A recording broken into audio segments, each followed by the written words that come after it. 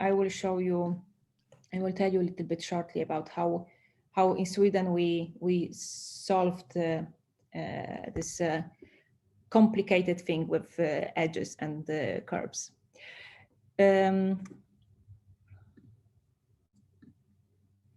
So I will just do like this so you can see it at once. In a pedestrian crossing, using the Stockholm model, flat surfaces for rolling assistive technology are used separately, with tactile surfaces such as paving stones next to them. The tactile part function as a natural guideway for the visually impaired. A ramp between street level and the walkway on one side of the post and retained edge for orientation on the other side of the post is a very good solution. As you can see on the picture, we have a post, and then on one side of it there is a ramp without any edge for people on wheelchairs, for example, and the other side is an edge with a tactile marking on it. So the Stockholm model consists of concrete slabs, so-called ballast slabs, with black and white coarse-grained structure, white, smooth concrete slabs that contrast with the street's black asphalt, signal pole or pole with road sign that marks a pedestrian crossing, a level adjusted ramp for people with rolling aids, and wide lines that mark the pedestrian crossing on the asphalt.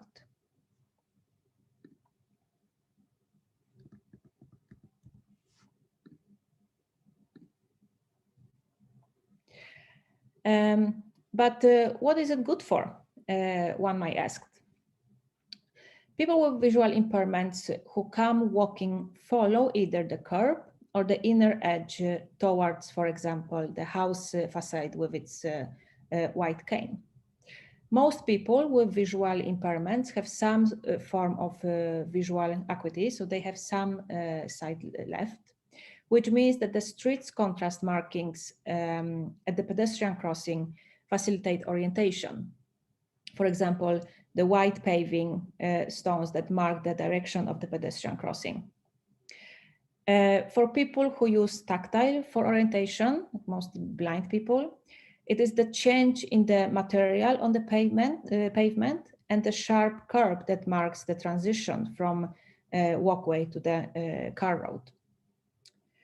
A main idea with the design of the Stockholm model is that people with visual impairments should always be met by an edge when they reach the end of the sidewalk. The edge acts as a warning that you now come out on the street where cars are driving, or there is another traffic. So that's why the ramps for people with rolling aids are slightly retracted. There is a little outside, they are a little bit outside the walking direction. The ramp must always meet a ramp on the other side of the crossing. That's as well one of the rules. For many people with rolling aids, the ramp is, they can't manage without it, which makes road operation and maintenance necessary for the ramp to be able to be usable during different weather conditions, of course. So the ramp is as well a clever solution, and it's also used by smaller snow removal vehicles. So it works for different people and for different situations. First things first. You have learned a lot about accessibility in physical environment this past few days. I hope at least that it was useful for you and you got some new information. So yeah, I think now you are for sure full of energy and want to start and go out there and improve everything that is to improve, right? Yeah, but it might be overwhelming. And we at Funka, we know that it might be quite difficult to know how to prioritize, where to start, especially if you know that there are several big issues that you should address. So I was just thinking that I can give you some kind of some few tips about how you can actually prioritize, how we at Funka think that you can put your priority list in order and where to start. Yes, so it's always good to start by assessing what is not working today and sorting it by how easy it is to improve. So at Funka, we think like this. It's just our tips. So I mean, you can of course do the way you flip this around, but this is just how we think that's can be a good start. So start with simple measures that can be taken care of at once. A large part of the shortcomings are probably quite easy to fix. Sometimes it costs nothing more than the time it takes to fix the problem. So not a big budget is necessary. Otherwise, the measures falls within the running costs for premises and normal maintenance. Then you should address emergency measures, which must be addressed immediately. If there are immediate dangers that you know of, you have to take care of them at once, of course. The risk might be that someone gets hurt, falls down from the stairs, for example, walks into something and gets seriously ill. There might be just some security deficiency, etc. So you can start with a clear warning and then fix the problem as soon as possible. 3, you can start with the measures that can be implemented within a year. So some measures require planning and budget, of course. And there might be that you don't have any room anymore for in the budget for this particular year. So plan it, and as soon as the new financial year starts, implement the fixes. 4, measures that should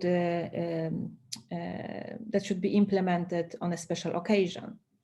So in some cases, the efforts are so extensive that it is best to wait for the right occasion. So if, for example, you know that within few years you're gonna undergo an extensive renovation, for example. So include the measures that increase accessibility in the planning, in the renovation planning. It can be about elevator shafts, for example. It can be about the renovation of toilets, some walls that have to be moved, for example, putting tactile pathways and so on, and other extensive measures. And 5, deficiencies that should not be addressed. Yes, it might happen that some of the things cannot get fixed. Unfortunately, it might happen. There might be different reasons for that. So what we recommend is that you always document them.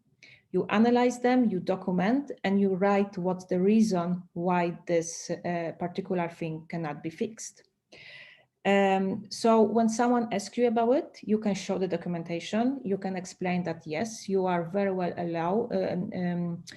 aware of this issue, but of this and this reasons, you cannot address them.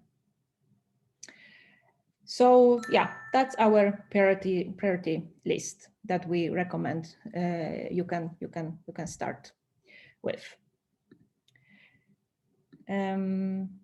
Yes, let's summarize a bit. Which physical barriers do the blind and partially sighted encounter most frequently? How can these barriers be addressed? The main environmental barriers encountered by visually impaired and the blind people are, of course, very individual.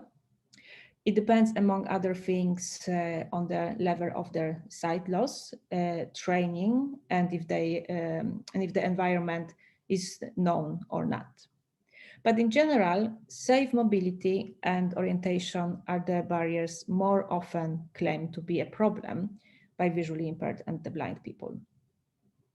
So examples of common accessibility problems might be lack of contrast marking, especially in level differences like steps and stairs.